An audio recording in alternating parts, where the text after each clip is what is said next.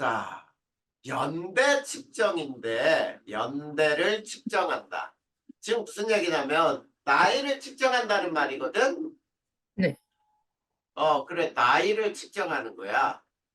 근데 나이 중에는 상대 연대라는 게 있고 네, 절대 연대라는 게 있어요. 네. 그러면 상대 연대와 절대 연대의 차이점이 뭔지 알겠니?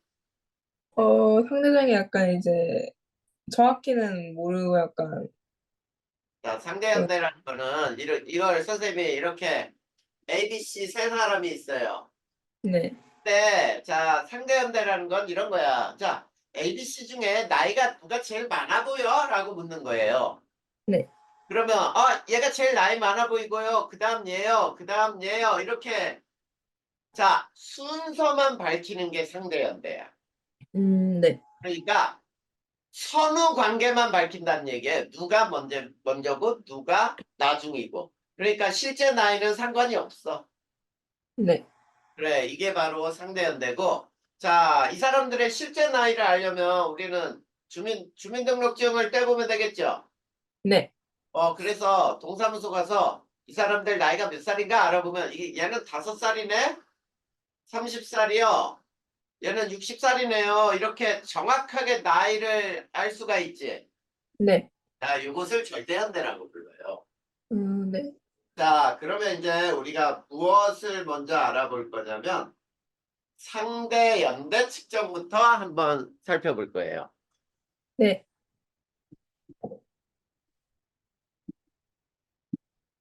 자, 상대 연대 측정. 상대 연대는 뭐라 그랬어요? 순서. 선후 관계만 규명한다 그랬지? 네. 요거를 상대 연대라고 부른다. 근데 상대 연대 측정법에는 세 가지가 있어요. 자, 음, 첫 번째가 지사연고 5법칙이야. 자, 지사연고 5법칙은 상대 연대 측정법이에요. 네. 그러니까 선후 관계만 알아내면 돼. 자, 그 중에 첫 번째가 뭐냐면 수평태적의 법칙이 있죠? 네. 자, 수평태적의 법칙. 자, 말 그대로야. 퇴적은 어떻게 일어난다? 수평으로. 수평하게 일어난다. 이런 뜻이에요. 자, 당시의 해수면과 수평하게 일어나. 그게 무슨 말이냐면, 바다가 있는데, 네. 자, 여기에 이제 바닷물에 막 떠다니던 것들이 떨어지면은, 자, 이런 형태로 퇴적층이 만들어지겠지? 네. 그러니까 해수면과 나란하게 쌓인다. 이게 수평태적의 법칙이에요. 만약에 자 지층이 수평하지 않다면 무슨 뜻이 될까? 어, 제가 모르겠어요. 수평하지 않으면은 경사졌다고 하나? 지각 변동을 받은 거죠. 아, 자 이렇게 해석하는 거예요. 네. 자 어떤 퇴적층이 봤더니 한번 봐봐. 이렇게 퇴적층이 이렇게 기울어져 있단 말이야. 그치 이건 수평한 게 아니니까 이게 기울어져 있네. 그러면 이 층은 분명히 지각 변동을 받았을 거야. 힘을 받았네. 이런 얘기잖아. 네. 그 다음에 두 번째 지층누중의 법칙이 있어요. 자 거기 빈자리에 필요한 내용은 다 적어야 돼. 그림도 그리고. 네. 자 지층누중의 법칙이라는 것은 뭐냐면 역전되지 않았을 때가 조건이야. 지층이 역전되지 않았을 때 아래층일수록 어떻단 얘기니? 아래층일수록 먼저 생기는 거. 그렇지. 오래된 지층이다. 이런 얘기예요. 자, 요것이 바로 지층누중의 법칙이야. 네. 굉장히 간단한 법칙이죠. 네. 자, 세 번째, 관입의 법칙. 자, 관입의 법칙이란 관입, 당한함석이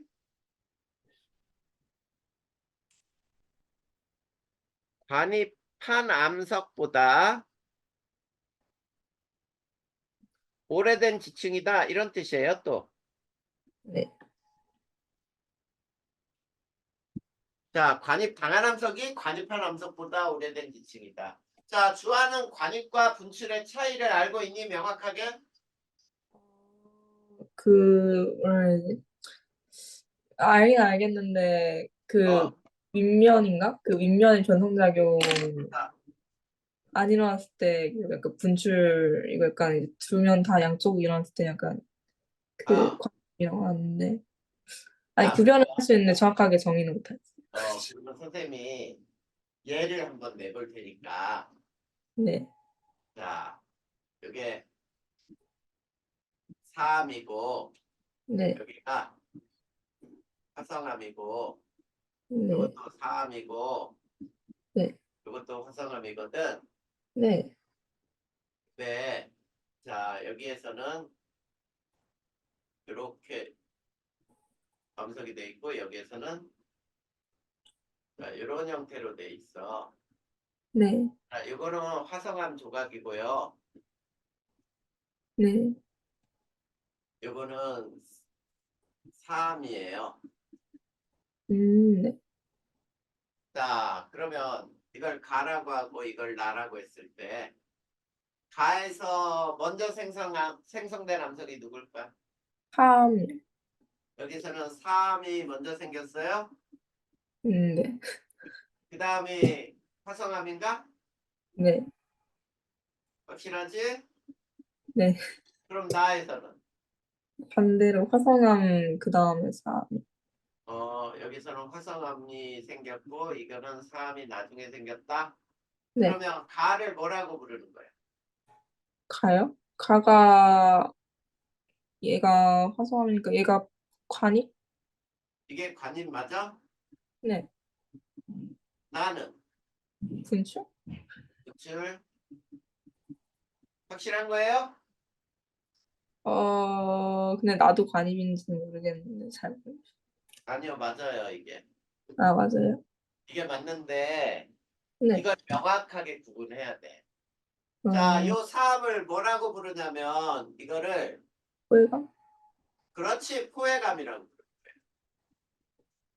잘 알고 있네. 이렇게 포획감이 있을 경우에는 화성암 속에 사암이 잡혀 있는 거에 포획감인데 이럴 때는 반일이기 때문에 사암보다 나이가 적은 거야, 화성암이. 그쵸? 관입이니까. 그래서 이게 관입의 법칙이에요. 관입 당한 함석, 사암이 관입 당했기 때문에 네, 사암이 화성암보다 오래된 함석 이렇게 되는 거지. 근데 분출은 화성암이 땅 위로 분출한 다음에 그 위에 사암이 덮은 거예요. 네. 그래서 화성암 조각이 풍화 침식돼서 깨져서 나오는 거야. 자, 아, 요거는 두 개 반드시 기억해도. 네, 네. 이게 관입의 법칙. 됐습니까? 근데 하나 더 질문해도 돼요? 해. 그 기저여감이랑 저건 다른 거예요? 기저야감하고 다른 거예요. 근데 여기선 이게 기저야감이 될 수 있지. 아, 근데 기저야감하고는 좀 달라. 네. 기저야감은 부정합에서 나오는 거죠? 음, 네. 음, 자, 그 다음 네 번째 보자. 거기에 부정합의 법칙이 나와 있네. 네. 아, 자, 부정합의 법칙은 뭐가 부정합의 법칙이냐면 부정한 면을 중심으로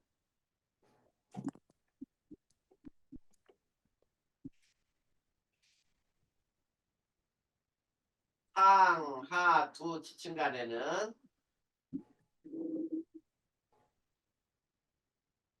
회적 시기의 오랜 단절이 있었다. 음, 이런 뜻이에요. 그러면 퇴적 시기에 오랜 단절이 있었기 때문에 네. 부정하면 아래 지층의 나이가 굉장히 많다 이런 얘기예요. 그쵸. 그래서 이렇게 되는 거지. 부정하면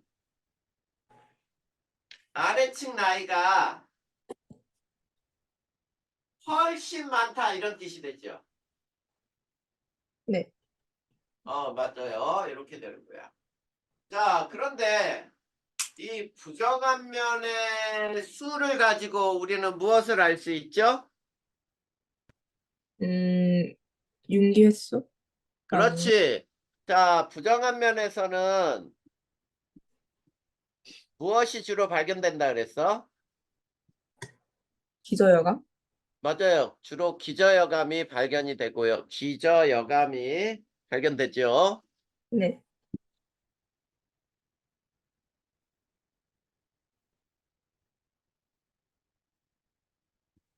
자, 기저여감이 왜 발견되는지는 알고 있니? 그 이제 그 원래 이게 위에 있던 게 아래에 있던 게 깎였던 그 어디가 깎여가지고 그 잘 모르긴 하는데 자, 우선 윤기침강이 있어야 부정함면이 생기지. 네. 그랬을 때 침강했을 때 제일 먼저 갑자기 깊은 바다가 될까 환경이? 아니요. 맨 천천히. 처음에 침강했을 때는 얕은 바다가 되겠죠. 네. 자, 얕은 바다 환경으로 자갈이 먼저 쌓이지. 네. 그래, 그래서 기저여감이 되는 거야. 음, 음, 자, 그 하고, 다음에 또 네. 역시 부정함면을 중심으로 화석의 급변화가 발생을 해요. 음,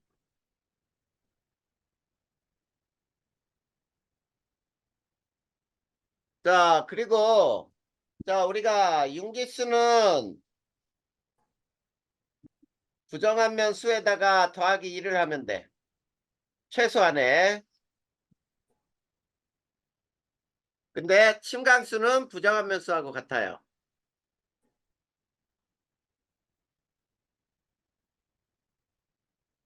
자, 이런 것도 나올 수 있으니까 여기서 미리 앞에서 배웠던 내용이야, 이거는. 지질 구조에서. 네. 자, 요게 부정함의 법칙이에요. 이해됐니? 네. 자, 그 다음에 다섯 번째가 동물군 천위의 법칙이 있어요. 음,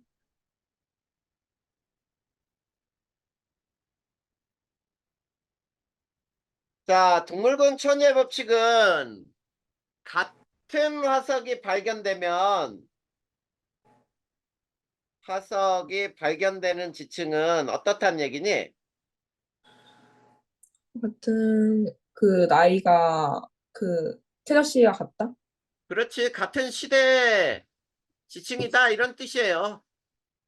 네. 그러면 왜 이런 말을 할 수 있는지 알아? 자, 화석은 결국은 반복되어 나타나지 않기 때문이에요.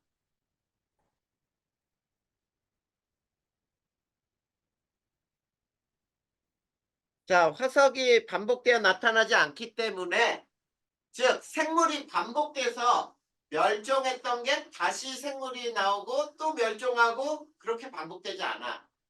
네. 왜 그럴까? 어, 생물이 계속 반복되지 않는 이유요? 생물은 진화하기 때문에 진화를 하잖아. 시기가 지나면 지날수록. 네. 그러니까 생물이 반복돼서 나타날 수가 없는 거지. 어, 알겠니? 네. 네, 이게 동물군 천의 법칙이에요. 자, 이게 지사연구의 오법칙이야. 상대 연대 측정 첫 번째 방법이에요. 이해됐을까? 네. 자, 이건 다 지우고 이제 두 번째 방법으로 넘어갈 거예요. 자, 두 번째가 지층 대비에 의한 측정이 있어요. 음, 자, 대비가 뭔지는 아니? 대비, 지층 대비.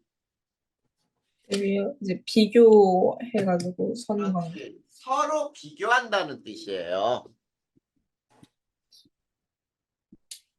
자, 지층을 서로 비교해서 우리가 누가 먼저고 누가 나중이구나 라는 거를 알아낼 수 있다라는 얘기야. 그런데 여기서는 어떤 것이 필요하냐면 건층이라는 게 필요해요. 이거를 열쇠층이라고 부르거든. 네. 자, 건층이라는 게 반드시 있어야 돼. 자, 그런데 아무거나 열쇠로 작용하는 게 아니에요. 네. 자, 어떤 게 있어야 되냐면 굉장히 특별해야 돼요. 어떤 층이 특별하냐면 이런 것들이죠. 응애암. 응애암은 뭐가 쌓여서 만들어진 퇴적암이지? 화산재? 그렇지. 화산재가 쌓였으니까 굉장히 특별하지요. 네. 그러면 그 주변에서 화산 활동이 있으면서 그 화산재가 쌓인 걸 거 아니야? 네. 그러니까 같은 시대 지층이구나라고 우리가 확인할 수 있고, 그 다음에 또 석탄층, 이런 것들. 자, 네. 이런 것들이 열쇠층으로 작용할 수가 있어요. 자, 그러면 음, 선생님이 이거에 그림을 한번 설명을 한번 해볼까요? 네. 자, 세 지역에 지층이 이렇게 있어. 자, 나, 세 지역에 지층이 있는데, 자, 이 가층을 봤더니, 자, 이렇게,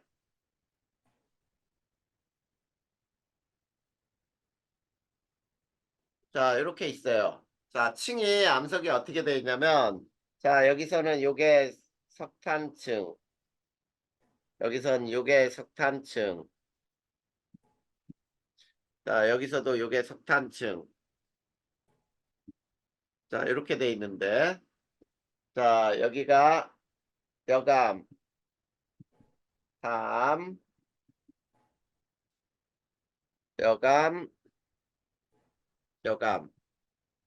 그 다음에 석회암,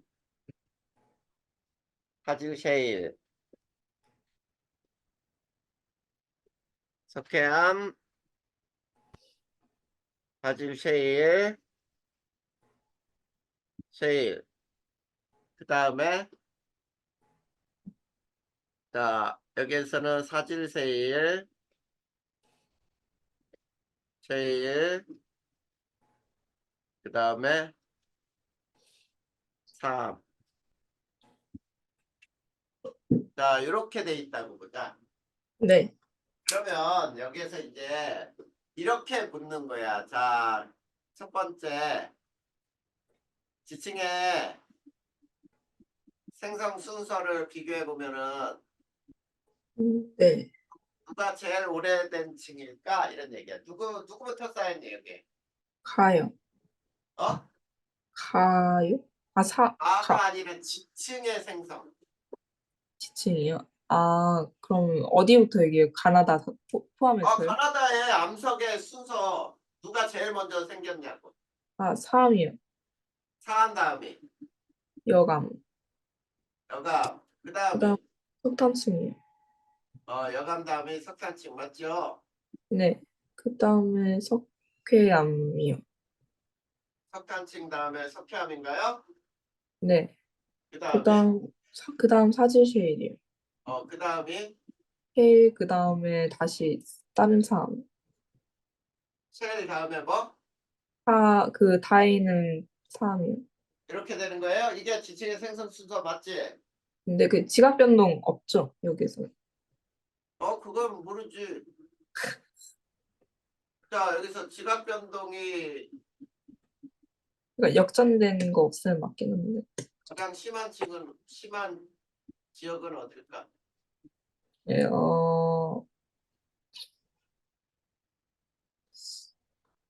다, 다, 다요? 다? 맞나요? 이건 잘 모르겠어요. 잘 모르겠어? 네. 자, 이거 봐봐. 여기에 석회암이 빠졌지? 네. 자, 석회암이 빠졌으니까 이건 부정합이네. 네. 그래, 부정합이잖아. 네. 그러면 부정합이 생겼다는 얘기는 다 지역은 이건 지각 변동을 받았네, 심하게. 그리고 아, 나머지에서는 지각 변동을 받을 흔적이 없잖아. 네. 그래, 이렇게 되는 거예요. 네. 그래서 문제는 이렇게도 나오는 거야. 가장 오래된 지층을 뭐 가장 오래된 암석을 포함하는 지역이 어디냐? 그러면 가가 되겠죠. 네. 가장 최근 암석을 포함하는 지층은 또 어디냐? 아요. 가. 그렇게 하는 거야. 이게 바로 지층 대비에 의한 상대연대 측정이에요. 음, 자, 그러면 세 번째. 자, 세 번째는 화석 대비에 의한 측정이거든. 네. 이건 설명 안 할 거예요. 네. 자, 어떻게 하는 거냐면 대신에 여기에 화석의 이름이 들어가는 거야. 자, 석탄층 대신에 여기를 만약에 이렇게 자, 삼엽층이라고 해보자. 네. 그러면 이게 다 삼엽층층이 되는 거야. 네, 그쵸. 이것도 삼엽층. 네. 자, 이렇게 해놓고 그 다음에 뭐 이걸 화폐석.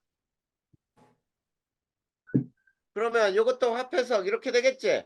네. 이렇게 화석의 이름을 주고 선후관계를 밝히면 화석 대비에 의한 측정이라고 부릅니다. 음, 그러면 지층 대비 또는 화석 대비에 의한 상대연대 측정까지가 끝나는 겁니다. 됐죠? 네. 자, 그래, 이걸로 그럼 다 끝났네. 그러면 이제 그 다음 장에 이제 뭐가 나와? 절대연대 측정법이 나오죠? 네. 자, 절대연대 측정법을 배울 거예요.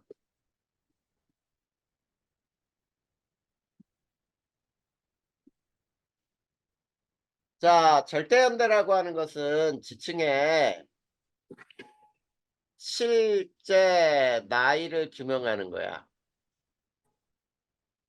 선후관계만 규명하면 상대연대지만 실제 나이를 규명하는 것은 절대연대라고 부르는데, 자, 절대연대 측정은 무엇을 이용하냐면 방사성 원소의 반감기를 이용을 하는 거예요. 네. 자, 방사성 원소의 반감기를 이용한다라고 할 때, 자, 그러면 첫 번째 한번 봐봐. 자, 모원소와 자원소, 모원소와 자원소 용어 정리부터 한번 해볼까요? 모원소와 자원소. 자, 모원소라고 하는 것은 뭐가 모원소냐면 방사성 동위 원소예요.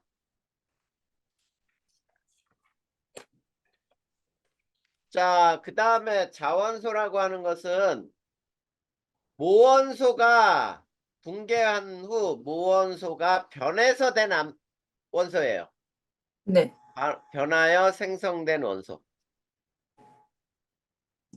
자, 이것을 우리는 무원소, 자원소라고 불러. 그 다음에 두 번째, 반감기라고 하는 뜻이 뭔지 한번 보자. 네. 이 반감기라고 하는 것은 무원소의 양이 절반으로 줄어드는데 걸리는 시간이에요. 자, 이거를 반감기라고 불러. 그런데 반감기의 특징은 이런 특징이 있어요. 자, 온도, 압력, 모원소의 양에 의해 변하지 않아요. 네. 절대 변하면 안 된다 이런 얘기야. 변하지 않는다. 자, 그러면 거기 선생님의 그 내용 정리해서 보면은 반감기가 여러 종류의 원소들이 거기에 나와 있니? 네. 반감기가 긴 모원소가 있죠. 네. 자, 반감기가 긴 모원소는 주로 먼 과거를 규명할 때 쓰는 게 반감기가 긴 거고요. 네. 반감기 짧은 거 있죠. 탄소 14짜리 네. 5700년 정도가 나오죠. 네. 이런 걸로는 주로 가까운 음, 과거를 규명할 때 쓰는 방법이에요. 네. 자, 거기 보면은 반감기가 막 몇 년인 것도 있냐? 45억 년인 것도 있죠. 네. 이렇게 막 141억 년인 것도 있어요. 그런 것들은 굉장히 먼 과거를 알아낼 때 쓰는 거지만 탄소 14짜리 요놈이 자원소는 질소 14짜리를 만드는데 얘네들은 주로 가까운 과거를 알아낼 때 쓴다라고 뜻이야. 네. 자, 그러면 반감기를 이용하여 우리가 나의 절대 연대를 측정하기 위한 조건이 있어요.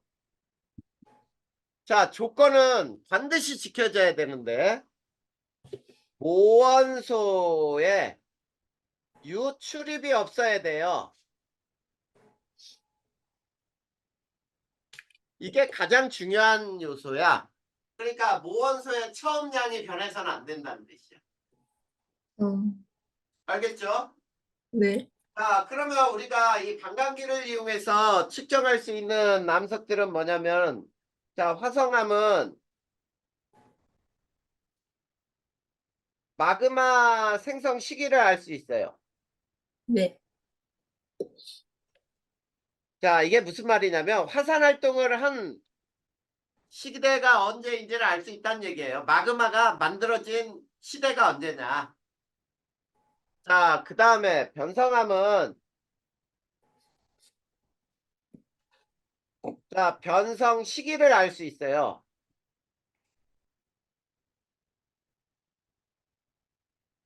자, 이렇게 화성함이나 변성함은 사용할 수 있지만 퇴적함은 사용할 수가 없어요. 사용 불가야. 음, 자, 왜 퇴적함은 절대연대를 측정하지 않느냐면, 자, 퇴적함이라고 하는 건 어때? 퇴적물이 여러 군데에서 모여가지고 만들어진 함석이지. 네. 그러다 보니까 뭐가 생겨요? 음, 방사성 원소에 유출이? 유출입이 생기는 거야. 유출입이 발생을 하기 때문이에요. 그래서 퇴적함은 사용할 수 없다. 알아둬야 되겠죠? 네. 그래. 자, 그래서 우리가 그래프를 한번 살펴보잖아. 그러면 X축은 시간, Y축은 양이에요, 양. 근데 어떤 양은 점점점 시간이 지날수록 줄어들고 어떤 양은 시간이 지날수록 늘어나. 네. 그랬을 때 늘어나는 게 자원소고요. 네. 줄어드는 게 모원소예요. 네. 그랬을 때 여기가 퍼센트로 이게 100%다라고 하면 이거 50%가 되는 곳 네. 여기에서 두 개가 만나지요. 네. 하원소도 50, 무원소도 50인 곳 여기가 반감기가 되는 거야. 그쵸. 자, 퍼센트는 100에서 50으로 되지만 처음량을 1로 준다면은 0.5에서 만나겠지. 네. 그렇게 될 거란 얘기야. 그러면 선생님이 여기에서 한번 이런 얘기를 해볼까요? 자, 모원소가 다원소로 변할 때 네. 반감기가 4년이라고 해볼까요? 4년? 자, 처음에 모원소만 100%가 있었어요. 네. 자, 그런데 자, 4년이 지났어. 4년 후. 그러면 반감기 한 번 지난 거지? 네. 그러면 모원소는 얼마가 남아? 50%요. 50%가 남고 자원소가 50%가 됐죠. 네. 이게 반감기 한 번 지난 거예요. 또 4년이 지났다고 해볼까요? 4년 또 지났어. 그러면 반감기는 두 번 지났네? 네. 그럼 얘는 25%, 얘는 네. 75%로 변하지. 네. 맞아요. 이렇게 또 4년이 지났다. 그러면은 반감기는 세 번 지났고요.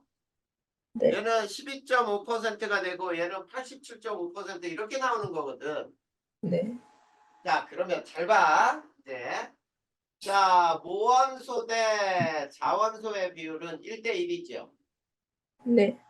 50, 50은 1대1이야. 그러면 1대1로 정지하는 건 반감기 한 번 지난 거지. 네. 그 다음에 모원소 대 자원소가 1대3이면은 반감기 두 번 지난 거죠. 네. 그리고 반감기가 1대7이면은 반감기 3번 지난 거야. 그쵸. 맞니? 네. 그러면 4번 지나면 몇 대 몇이 돼? 1대 15요. 그렇지, 1대 15. 5번 지나면 1대 31이요. 1대 31 이렇게 되는 거지. 그 다음에 이렇게도 나와요. 모분의 자. 모분의 자는 얼마야? 1이요. 1. 그 반감기 1번 지난 거야. 두 번째는 3이요. 3이요. 그 다음에 세 번째는 7이요.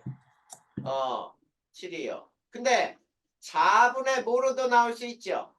네. 1이요. 3분의 1이요. 그 다음에 7분의 1이요. 그쵸? 네.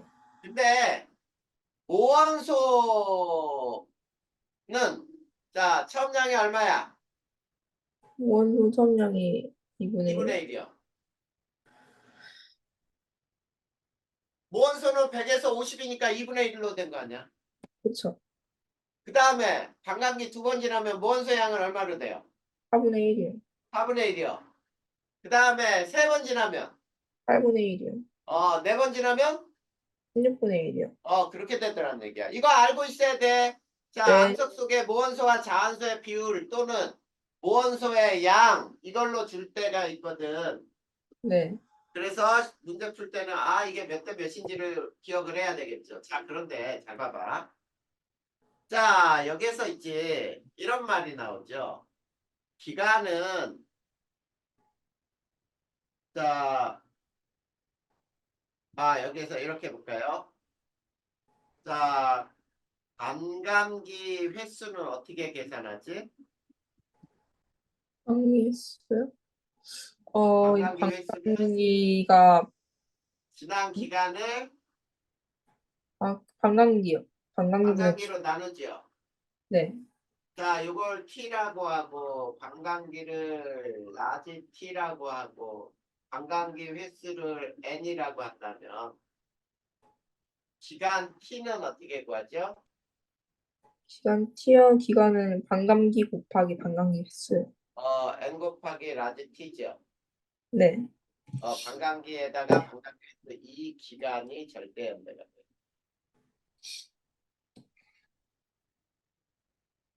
자, 이렇게 우리가 절대 연대를 구할 수 있다라는 얘기예요. 됐니? 네. 자, 그래. 좋아요. 여기까지 뭐 어려운 거 있어? 여기까지는 없는데 그 질문 만들어진 질문 뭐? 그냥 아까 그냥 기저여감 있을 때 있잖아요. 다시. 기저여감 있잖아요. 기저여감. 그게 이제 그 경계면 할 때는 A 있고 그 다음에 이제 B 있는 다음에 이제 위에 그 다음 기저여감이 있는데 어, 그게 아래 지층 성분이에요. 기저여감이. 자, 다시. 자, 이거 찍어도 되죠, 우선? 네. 자, 지층이 A층이 있고 네. 2층이 있고 여기에 기저여감이 있다고요? 네, 네.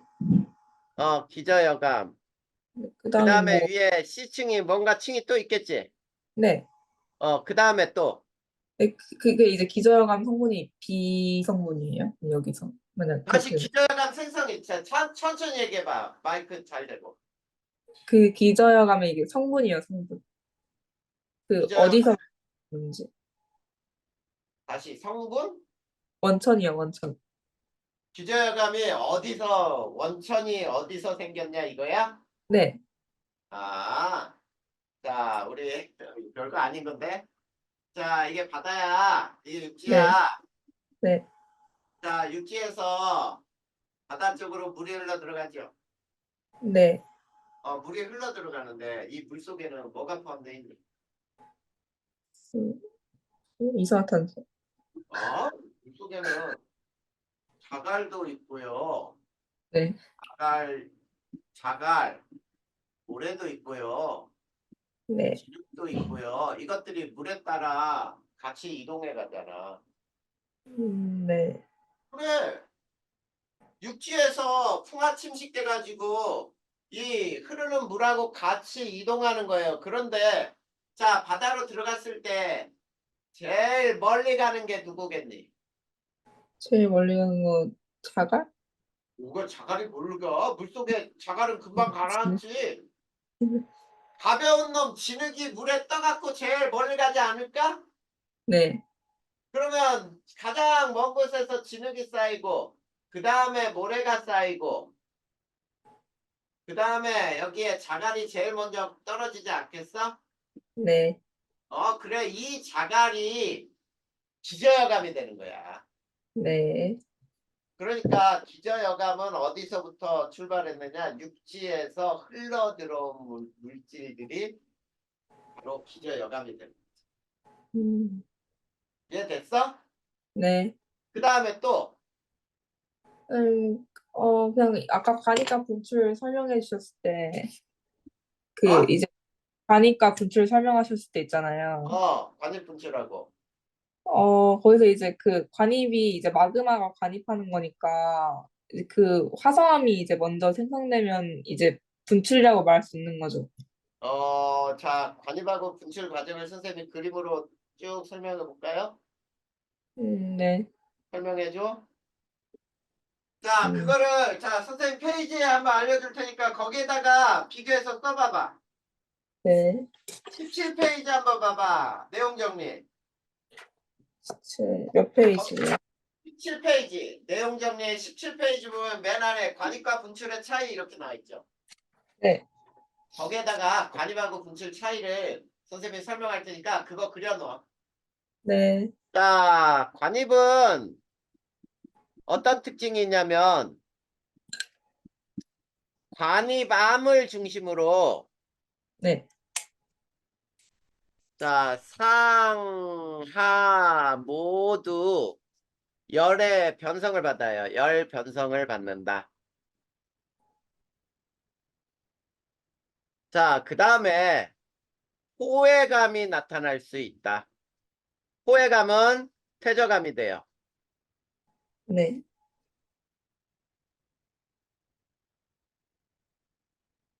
자, 이게 관입인데, 자, 그러면 선생님이 이 관입을 그리는 걸 잘 봐봐. 이렇게 층을, 자, 4개를 그려볼 거예요. 자, 여기가 3, 세일, 석회암, 여기가 여감이라고 해볼까요? 네. 자, 이렇게 있었어. 자, 그러면 이 층에, 자, 어떤 법칙을 적용할 수 있니? 수평태적의 법칙하고 지층누중의 법칙을 얘기할 수 있지. 네. 그래서 제일 먼저 쌓인 건 3, 세일, 석회암, 여감이구나. 그쵸? 네. 네, 여기서 마그마가 밑에서부터 마그마가 이 층을 뚫고 올라가. 네. 자, 이렇게 뚫고 올라가다가 이렇게 멈춰버렸어, 여기서. 네. 자, 멈췄다 그랬어요. 네.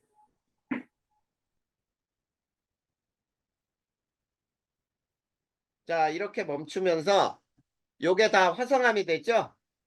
네. 맞니? 네. 마그마가 식었으니까.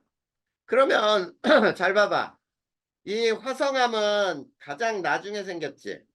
네. 화성암은 마그마니까 마그마의 뜨거운 열을 받은 게 여기 다 열을 받죠. 네. 여기에서 변성암이 다 생기는 거야. 아, 그러니까 봐봐. 여기에서 보면 여감도 자 화성암을 중심으로 해서 위층 아래층 모두 변성됐죠. 네. 이게 바로 그 뭐야 관입이란 말이야. 그런데 관입이 막 뚫고 올라가다가 자 석회암의 일부분이 여기 이 부분이 석회암이 있어 이게 아직 안 녹은 거지. 네. 그러니까 마그마가 저 암석을 막 녹이면서 가는데 석회암 쪽에서 일부분을 녹이지 못하고 그냥 그 석회암 있는 지역에 그대로 있는 거야. 잡혀 있잖아. 그래서 포획된 암석이다 이렇게 얘기한 거예요.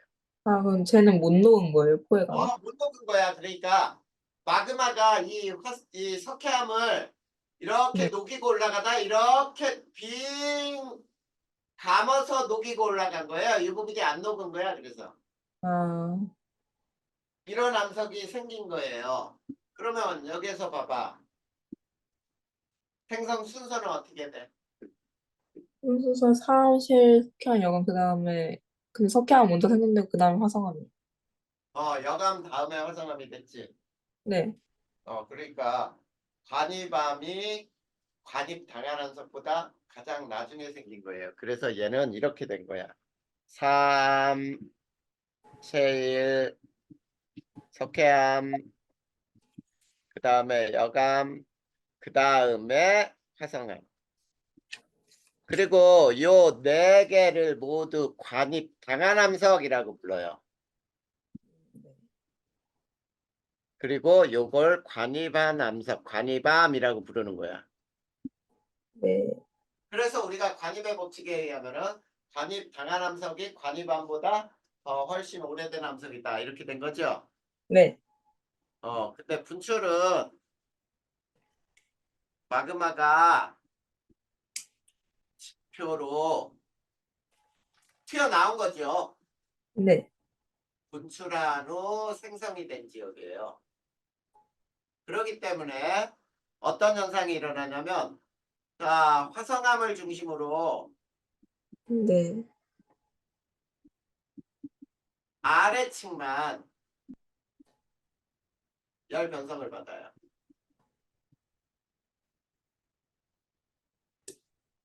그 다음에 얘네는 자, 포획감이 나타날 수가 없어. 음, 여기에서는 절대 나타날 수 없어요. 자, 그러면 왼쪽 그림하고 자, 비슷한 그림을 선생님이 그려볼 테니까 한번 봐. 자, 여기 3,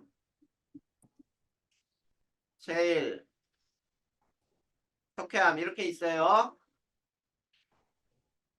자, 이렇게 있으면은 순서는 어때? 3, 제일, 석회암 순서대로 쌓였지. 네.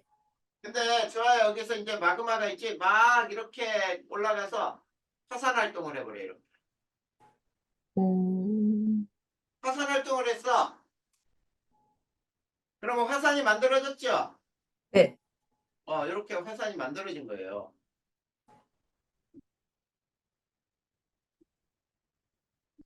자, 이렇게 된 다음에 잘 봐, 이제. 이 중에 풍화침식에 의해서 위에 부분이 깎여. 풍화침식으로.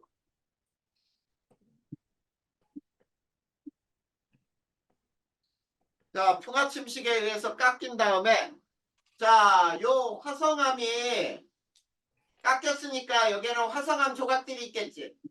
네. 이게 화성암 조각이야. 음, 그 다음에 위쪽으로 이제 이게 바닷속으로 잠긴 다음에 이게 여감이 쌓였다고. 그러면 잘 봐봐. 이 마그마가 땅으로 튀어 올라왔을 때 열받은 암석은 어디 있니? 열받은 암석은 이게만 열받았지 이렇게. 네. 요 밑에만 열받은 거야. 위층은 열을 안 받았잖아. 네. 그래. 그래서 화성암을 중심으로 아래층만 열받은 변성암이 만들어져요. 네. 이해되니? 네. 이게 분출이란 말이야. 그래서 여기에서 생성 순서를 봐봐. 3 생긴 다음에 세일 생긴 다음에 석회암 생긴 다음에 화성, 화성암이 생긴 다음에 여관. 다음이 여감이 맨 나중이구나 이렇게 되는 거죠. 그리고 여기에서는 분출함이 절대 나올 수 없는 이유가 밑에서 석회암 일부가 안 녹았어도 그걸 바깥으로 튕겨내버리지 밑에서. 네. 막 밀어 올린단 말이야. 아, 그러니까 자 일부가 포획되었던 암석도 다 바깥으로 튕겨 나가버리겠지. 네. 그러니까 포획감이 거기에서 나타날 수가 없죠. 네. 이게 분출과 그 다음에 관입의 차이야. 이해되니? 네. 그러면 끝난 거예요. 네. 자, 그러면 우리가 20페이지 넘어가 보면은 이제 지질시대 환경과 생물 나오죠? 네. 네, 이제부터 또 시작해 보자. 자, 지질시대 생물 환경에서 제일 먼저 나오는 게 이제 화석이야, 화석. 자, 화석이라고 하는 것은 고생물에 살았던 흔적이나 잔해, 발자국, 배설물 또는 공룡알 이런 것들이 전부 화석이 될 수 있죠. 네. 근데 이 화석에는 첫 번째 일반 화석이 될 수 있는 일반 화석화의 조건이에요. 음. 자, 일반 화석화의 조건이라는 건 무슨 말이냐면 화석만 만들어질 수 있으면 돼. 화석이 잘 만들어질 조건이 뭐냐라는 뜻인데 간단한 부분이 있어야 돼요.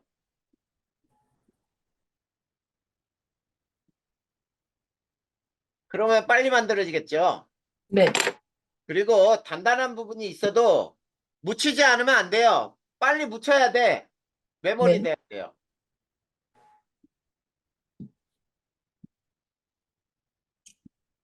아, 그 다음에 화석화 작용을 반드시 거쳐야 돼.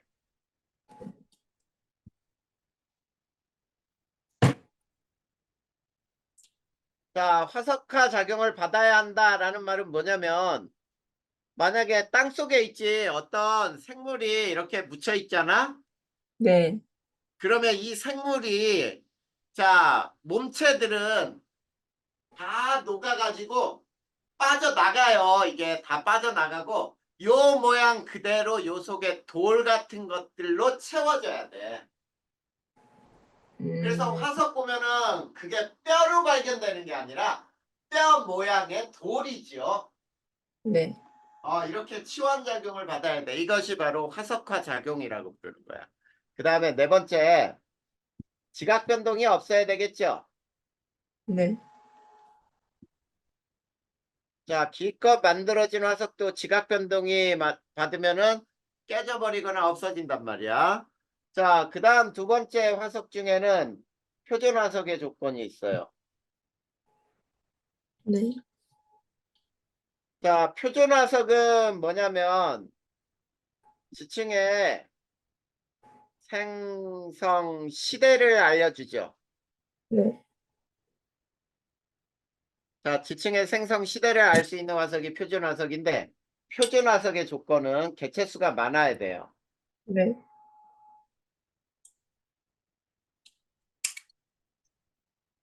그 다음에 분포 면적이 넓게 분포해야 된다. 분포 면적이 넓다. 넓어야 한다. 그 다음에 짧게 살아야 돼. 즉 생존 시기가 짧아야 돼. 빨리 죽어야 한다 이런 얘기예요. 네. 한 시대만 생존해야 한다. 자, 이것이 바로 표준화석의 조건이야. 그러면 표준화석 중에는 고생대를 알려주는 표준화석은 잘 알고 있는 것 중에 삼엽충, 푸질리나 뭐 이런 것들이 될 수 있고 네. 중생대는 공룡이나 암모나이트. 공룡, 암모나이트. 그 다음에 신생대는 가장 대표적인 게 화폐석이죠. 네. 화폐석 또는 매머드 뭐 이런 것들이 있을 거야. 이게 네. 바로 시대를 알려주는 화석이 돼. 자, 그 다음 세 번째 시상 화석의 조건이 있어요. 자, 시상 화석은 뭐냐? 지층 생성 당시의 음. 환경을 알 수 있다. 야. 환경을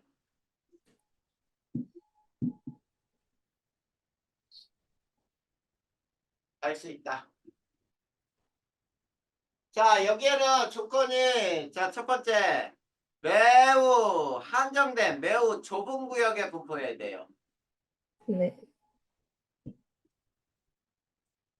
자, 매우 한정된 지역에만 있어야 되고 그 다음에 긴 시대를 거쳐 생존해야 돼요. 긴 시대를 생존해야 한다.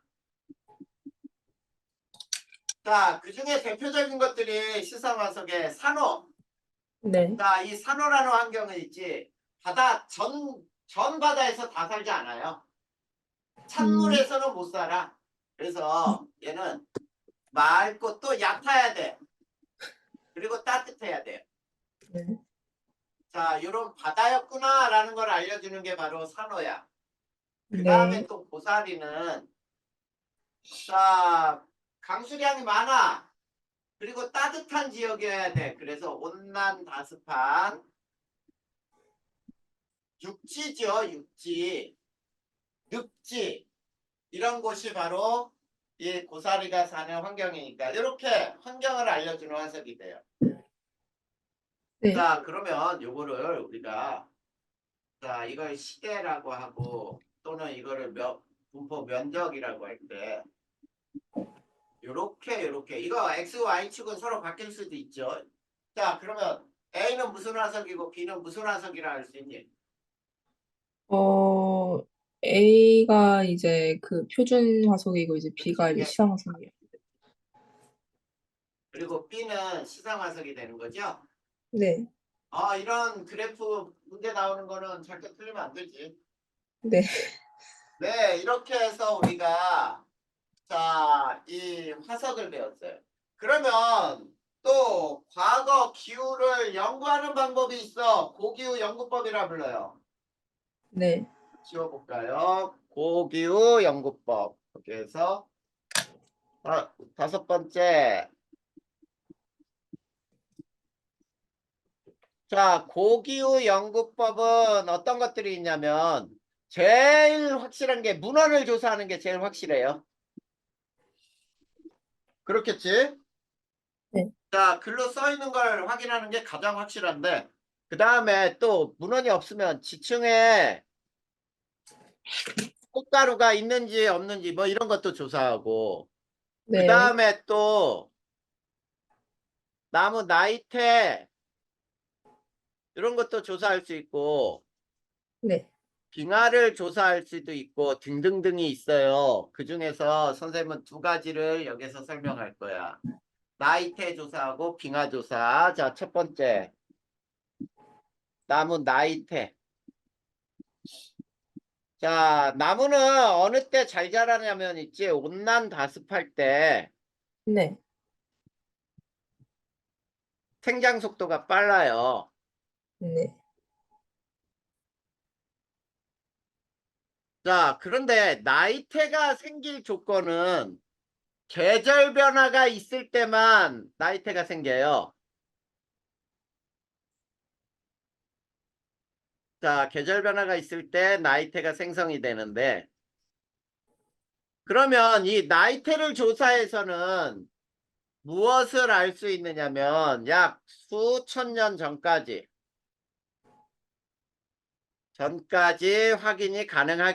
확인이 가능하기도 해요.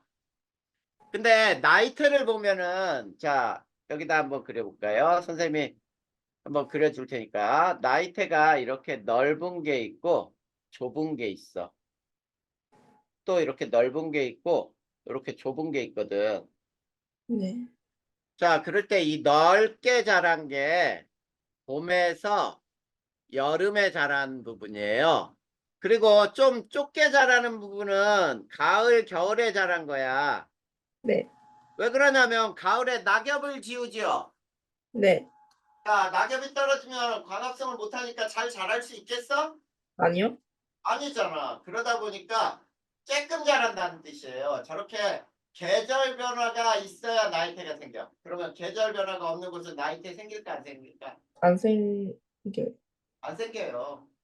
그래서 자 우리가 대륙의 이동을 살펴봤더니 어떤 나무의 화석들 보니까 처음에는 나이테가 없었는데 그 다음에 나이테가 생겼어. 그러면 나이테가 안 생겼을 때는 계절 변화가 없는 열대 우림 지역, 따뜻한 지역에 있었구나 이런 걸 알 수 있겠죠. 네. 자, 그 다음에 두 번째가 빙하조사예요. 자, 빙하조사는 아이스코어라고 불러요. 아이스코어 조사. 자, 여기서 빙하 속의 기포를 조사하면은 네. 무엇을 알 수 있는지 알아? 자, 빙하는 어떻게 생기냐면 눈이에요. 눈이 내렸는데 눈이 막 쌓이다 보면은 눈 무게가 엄청나지. 네. 그러면 제일 밑에 있는 눈은 압력에 의해서 다져지다가 얼음이 돼 버려요. 근데 아, 물속에 공기가 있던 놈도 그 안에 그대로 기포로 잡혀 있게 되거든. 네. 그러면 빙하 속의 기포를 조사하잖아. 그러면 그 빙하가 생성될 당시에 네. 대기 조성을 알 수 있어요. 대기의 성분이 뭐뭐로 이루어졌는지를 알 수 있더라. 자, 그 다음에 두 번째.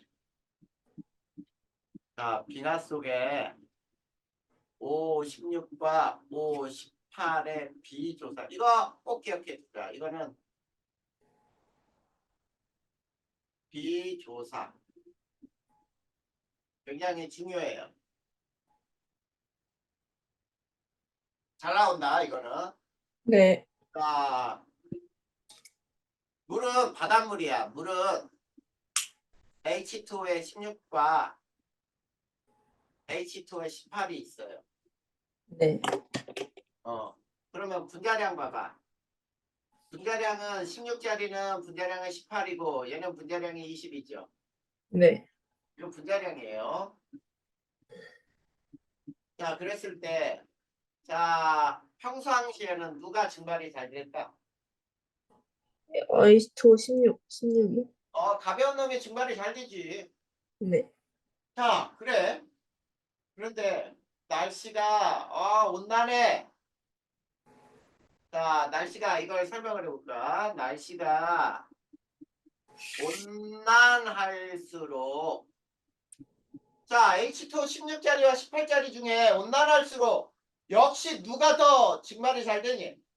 가벼운이에요. 16짜리가 훨씬 잘 돼요. 네. 근데 온난할수록 평상시보다 H2O 18짜리 증발이 더 많아지지. 네. 자, 그리고 대기 중에 H2O 18짜리는 무겁죠? 네. 자, 무거우니까 무엇으로 잘 변하겠니? 눈, 비. 비로 더 잘 내려요. 18짜리가 눈비가 훨씬 잘 만들어진다는 뜻이야. 무슨 말인지 알겠어? 18이요?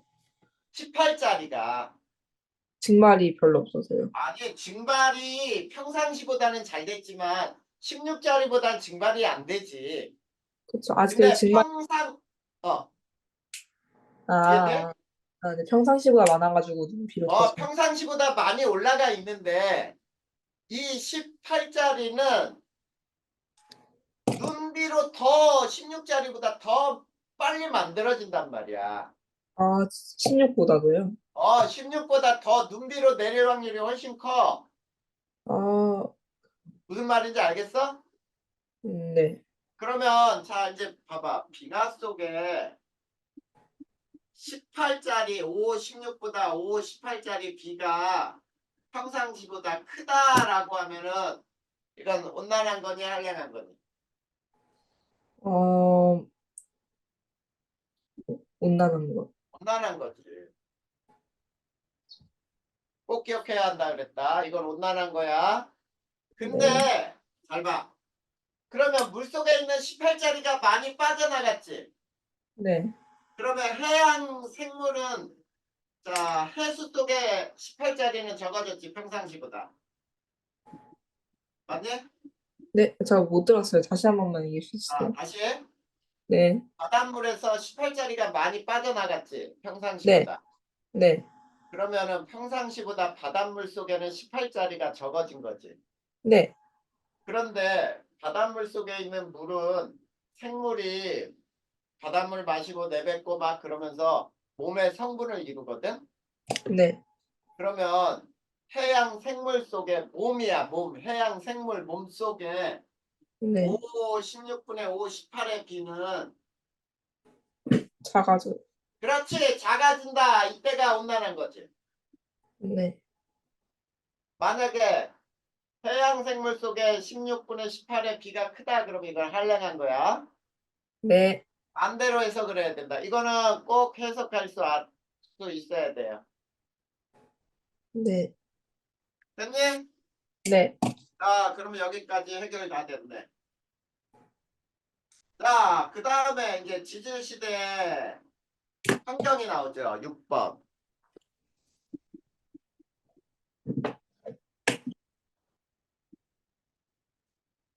자, 선캄브리아 시대. 자, 선캄브리아 시대는 전반적으로 온난했지만, 네. 자, 그렇지만 말기에 빙하기가 있었다. 맞죠? 네. 말기에 빙하기가 있었어요. 이렇게 알아두고. 그 다음에 두 번째, 고생대. 자, 고생대도 전체적으로 온난했지만, 자, 오르도 비스기 말과 석탄기 말에 두 번의 빙하기가 있었죠? 네. 두 번의 빙하기가 있었다. 이게 고생대야. 그 다음에 중생대는 빙하기가 없었어요. 그래서 대형 파충류가 공룡이 이렇게 번성할 수가 있었던 거야. 아, 그래서 전체적으로 온난했죠. 네. 그 다음에 신생대는 팔레오기, 네오기에서는 온난했어요.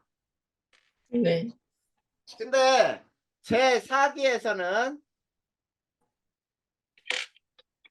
네 차례 빙하기와 세 차례 간빙기가 있었어요. 간빙기가 뭔지 아니?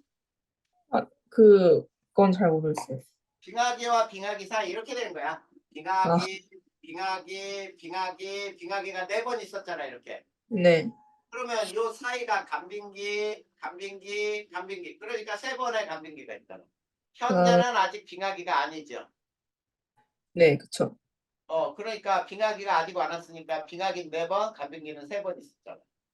네. 됐니? 네. 네, 이게 지질 시대의 이 환경이었어요. 자, 그러면 이제 우리가 지질 시대에 생물만 배우면은 1단원이 시험 범위가 끝난다. 음, 자, 지질 시대 구분 기준을 먼저 볼까요? 네.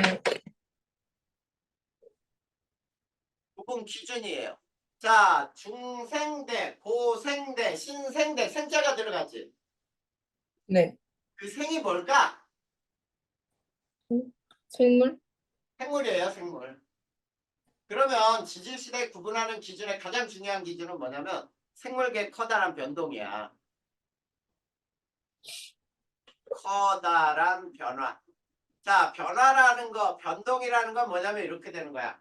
갑자기 출현한다든지 또는 멸종한다든지 음, 이런 시기가 바로 지질시대의 구분 기준이 된다요. 그 다음에 두 번째, 커다란 지각변동.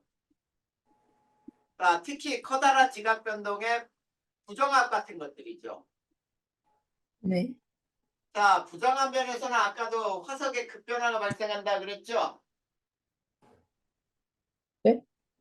부정한 면을 중심으로 화석의 급변화가 발생. 네네. 왜냐면 퇴적 시기가 오랜 시간 단절이 있었으니까.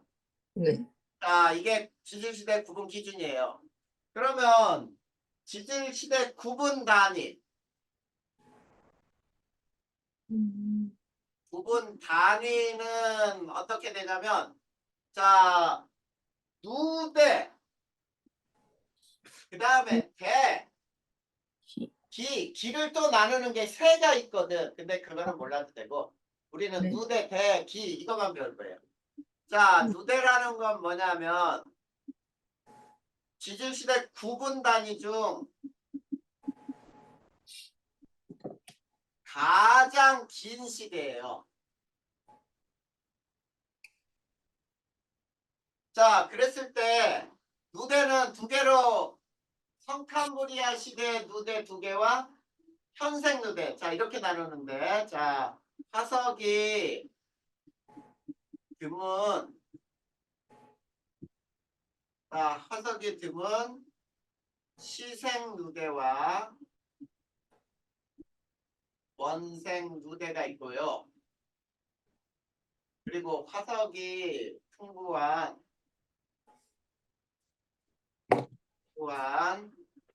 현생 누대가 있어요. 자, 이렇게 분류할 수가 있어. 자, 네. 그랬을 때 이렇게 되는 거야. 자, 첫 번째 시생 누대, 두 번째 원생 누대. 자, 이 두 가지는 성캄브리아 시대의 누대예요. 네. 근데 이 원생 누대는 있지. 지질 시대 중 가장 긴 시대야. 이게 가장 길어. 네. 자, 우리가 잘못 생각하면 시생 누대가 처음이니까 가장 길겠다라고 생각하면 안 돼. 네. 원생 누대의 기간이 제일 길어요. 그 다음에 세 번째가 현생 누대.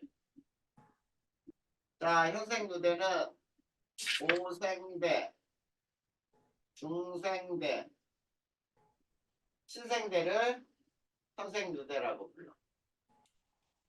자, 이렇게 시기를 구분할 수가 있어요. 그 다음에 대는 어떻게 되느냐? 두 번째, 대.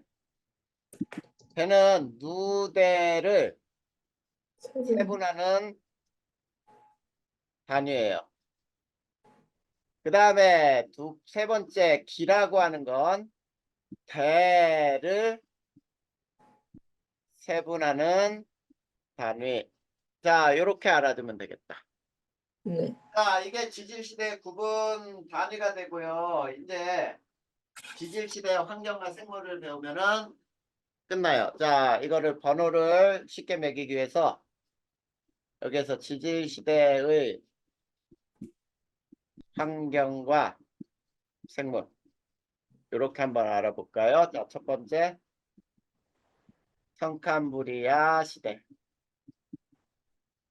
자, 성캄브리아 시대는 잘 알려지지 않은 시대야. 네. 자, 성캄브리아 시대가 잘 알려지지 않은 시대인 이유가 뭘까요? 식물이 별로 안 나왔어요. 그게 바로 무엇을 알아낸 거야? 화석이. 화석이 드물어요. 네. 그러면 화석이 드문 이유가 뭐냐? 개체수가 적었어요. 네. 그쵸. 자, 그 다음에 단단한 부분이 없었어. 다 바다에 살고. 그 다음에 또 지각 변동이 심했어요. 만들어진 것도 깨졌어.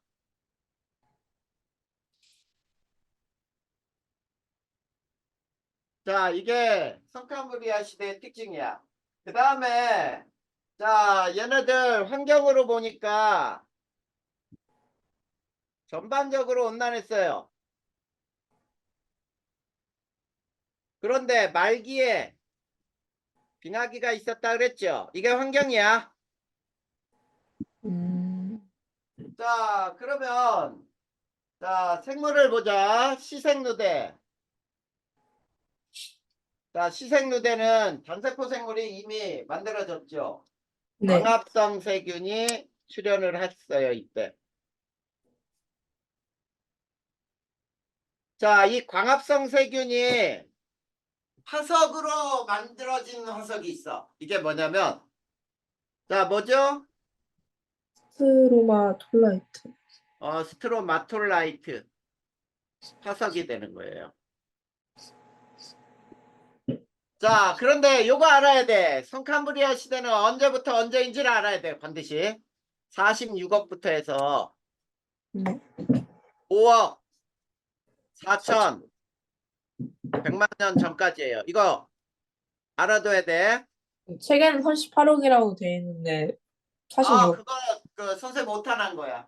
네. 38억을 46억으로 붙여주세요. 네. 아주 옛날에는 38억에서 1만 년 전까지라고 했었거든. 그것 때문에 어, 선생님이 오타가 났어. 46억에서 5억 4천 100만 년 전까지 이게 성칸무리아 시대인데, 네. 자, 이 성칸무리아 시대에 또 원색누대가 있어요. 자, 원색누대는 다세포 생물이 굉장히 많이 번성을 했는데, 자, 이게 뭐냐면 해파리 등등이 있어요. 이게 에디아카라 동물군으로 나타나요, 화석이. 음, 자, 에디아카라 동물군이 나타나는 시대가 원생대야. 성칸무리아 시대의 원생대. 알겠니? 네. 자, 고생대를 알아볼까요? 고생대는 2억 4천 100부터 해서 2억 5천 2백만까지죠? 네. 요거까지를 중생대라고 불러요.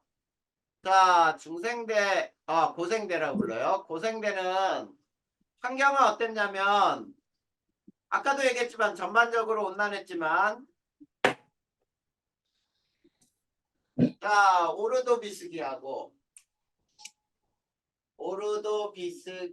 석탄기 말의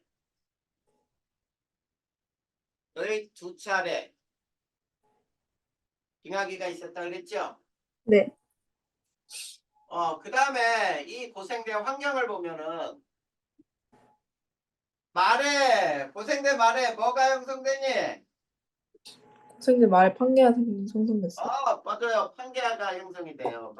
말기에 판게아가 형성이 돼. 자, 그러면 잘 봐. 판게아가 형성되면서 대륙이 하나로 모였지. 네. 멸종이 여기서 일어나요. 해양 생물의 90% 이상이 여기에 싹 죽어버려. 왜 음, 그러냐면 대륙이 부딪히면 바다가 솟구쳐 올라오겠지. 네, 그쵸. 그러면서 해양 속에 살았던 생물 90%가 죽는 거죠.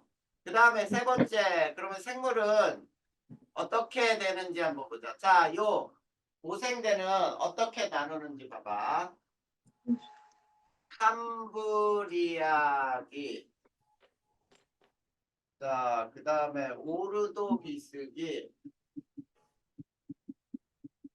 실루리아기, 음, 자, 대봉기, 석탄기, 페릉기 이렇게 나오죠? 네. 대봉기, 석탄기, 페릉기. 자, 이렇게 읽때, 자, 이거 봐봐. 이거는 전기, 이거는 중기, 이건 말기. 이렇게 얘기할 수도 있어요. 네. 고생대 전기, 중기, 말기. 네. 무슨 말인지 알겠지? 이렇게도 네. 얘기할 수 있다야. 자, 그런데 각각의 기에서 일어난 일. 자, 생물은 캄보디아기에서는 뭐가 번성했냐면, 자, 삼엽충, 완종류가 번성을 했어. 자, 이건 무척추 동물이에요, 무척추. 음, 척추가 없죠? 네.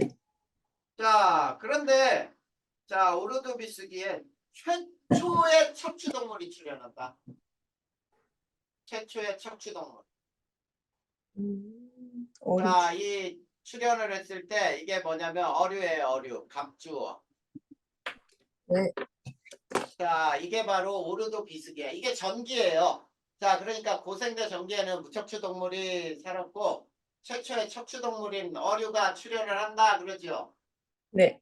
어류 다음에 중기에 이제 양서류가 출현하고 말기에 파충류가 출현해. 근데 잘 봐봐. 출현 시기하고 번성 시기는 달라요. 네, 그쵸. 출현이 되면 그 다음 시대에 번성을 해. 알겠니? 네. 자, 그래서 자, 실루리학에는 육상식물이 출현을 해요. 자, 육상식물이 출현했다는 얘기는 오존층이 완성이 됐다는 얘기거든. 네. 오존층이 완성이 되면서 육상식물 출현을 하고 자, 보자. 대봉기에서는 어류가 번성을 하죠. 어류가 급격히 번성하면서 여기에서 양서류가 출현을 해요. 양서류는 개구리나 또는 도롱뇽 같은 거야. 파충류의 먹이가 되는 거예요. 자, 이렇게 먹이가 먼저 태어나야 그 다음 파충류가 출현하겠지. 네. 그래, 여기에서 어떻게 되냐면, 자, 파충류가 출현을 하고 양치식물이 번성을 해요. 양치식물, 고사리야. 고사리류 번성이 일어나고요. 파충류가 출현을 해요. 네. 자, 그러면 봐봐. 파충류가 출현하면 이 파충류는 어느 시대에 번성하겠니? 파충류는 그러면 중생대요. 다음 시대니까 중생대가 되겠지. 네. 그래, 여기에선 양치식물이 번성했는데 여기에서 속시식물이 출현을 해요. 아, 그다음 거시생, 거시식물이. 자, 여기에서 자, 고생대 말에 판gea가 형성되니까 해양생물의 90% 이상이 멸종을 하고 네. 이제 거시식물이 출현을 해. 자, 그러면 고생대 말에 파충류하고 거시식물이 출현했으니까 중생대에 얘네들이 번성하겠구나. 우리는 예상할 수 있겠죠? 그, 그쵸? 어류랑 그거요. 네, 그래서 세 번째 중생대. 자, 중생대는 2억 5,200부터 자, 6,600까지. 자, 6,600만 년 전까지. 자, 중생대는 환경이 어땠니? 빙하기 온난화, 없었지요? 네, 비용이. 없었다. 온난했다는 얘기예요. 전체적으로 온난. 그 다음에 중생대 초에는 자, 판gea가 분리가 돼요.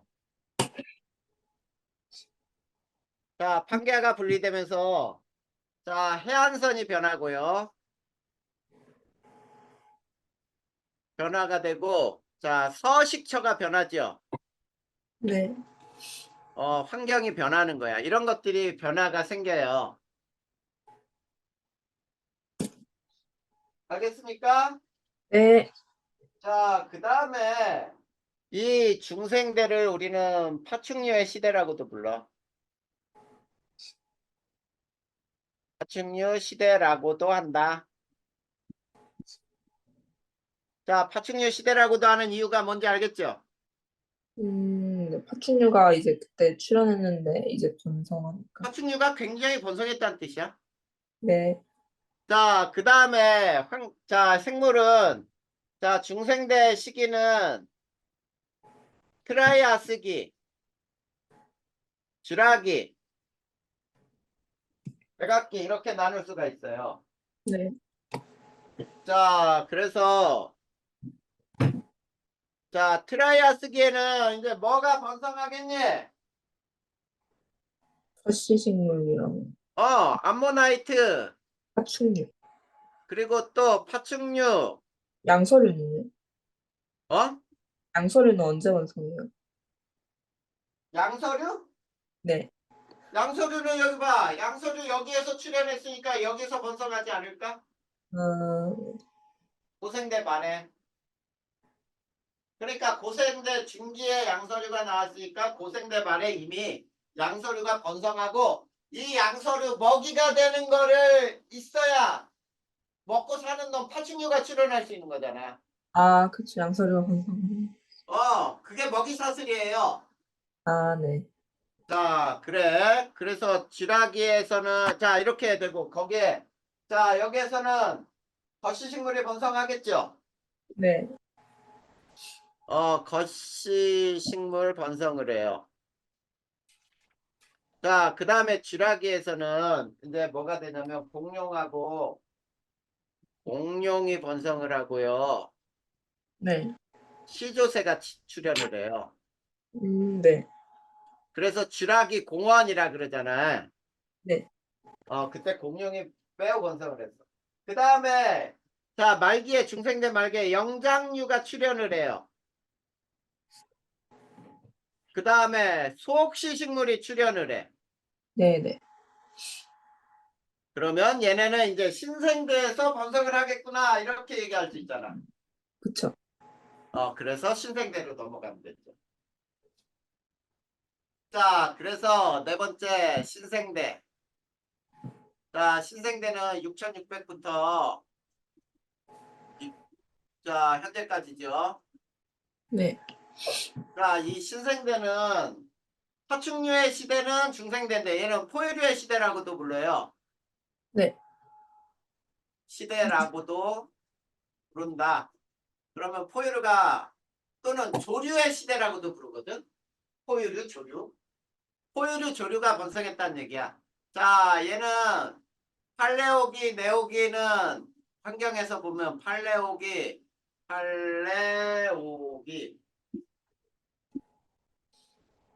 네오기는 온난화했다 그랬지? 네. 그리고 제4기에 네 차례 빙하기랑 빙하기, 간빙기 세차. 그 다음에 세 차례 간빙기, 그 다음에 세 번째, 자, 어떻게 될까? 현재와 가장 유사하다라고 불러요. 가장 현재와 유사하고, 그 다음 네 번째 생물은, 자, 팔레오기, 그 다음에 네오기, 네. 그다음 제사기. 제4기 이렇게 있을 때, 팔레오기, 네오기 때는 뭐가 번성하고 있니? 활력이 내어기 때는 포류랑 조류요. 합해석 번성이 있죠? 네. 합해서 속시식물이 번성한다. 속시식물. 속시식물 초원이 번성해요. 초원. 어, 자, 그럼 봐봐. 초원이 번성하면 풀을 먹고 사는 무슨 동물이야? 소식동물. 초식동물이 또 번성하겠지. 네.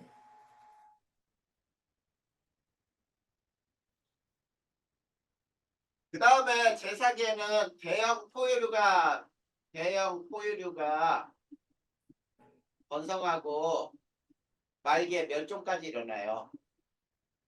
매머드 같은 거. 아, 네. 그쵸. 그다음 알겠니? 네. 이렇게 해서 빙하기에 멸종이 일어나는 거지. 몸집이 크잖아. 그러면 추워질수록 못 견뎌. 네. 아, 추워져가지고. 그렇지. 추우면은 몸집이 크면은 불리할 거 아니야. 아, 그쵸. 왜냐면 열을 발산하는 면적이 넓어져서 체온을 관리하기는 힘들어요. 그래서 멸종하게 됩니다. 자, 그러면 이제 신생대까지 다 배웠어요. 그러면 네. 대멸종 그래프만 배워보자. 대멸종. 거기에 그래프 나와 있죠? 네. 자, 대멸종은 생물이 굉장히 크게 멸종하는 거야. 그런데 첫 번째 그림 봐봐. 고생대와 중생대 사이에서 해양 네. 생물에 거기 보면 삼엽충은 멸종해 버리죠. 네. 그리고 완종류는 거의 쬐끔밖에 안 남지. 네. 그래서 해양 생물의 90%가 거기에서 멸종하는 거야.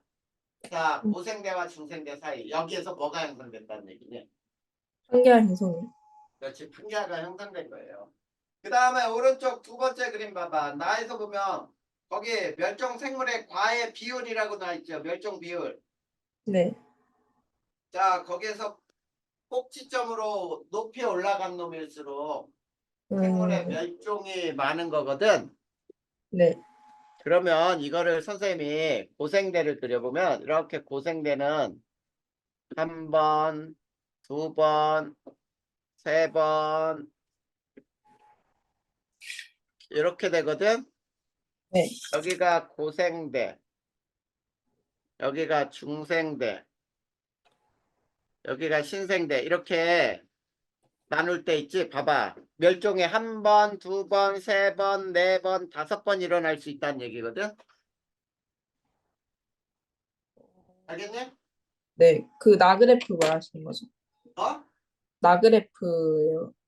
나 그래프를 지금 선생님은 네가 생물 조응해가지고 네. 현재 생물이 종류가 이렇게 존재하는 그래프로 그린 거예요.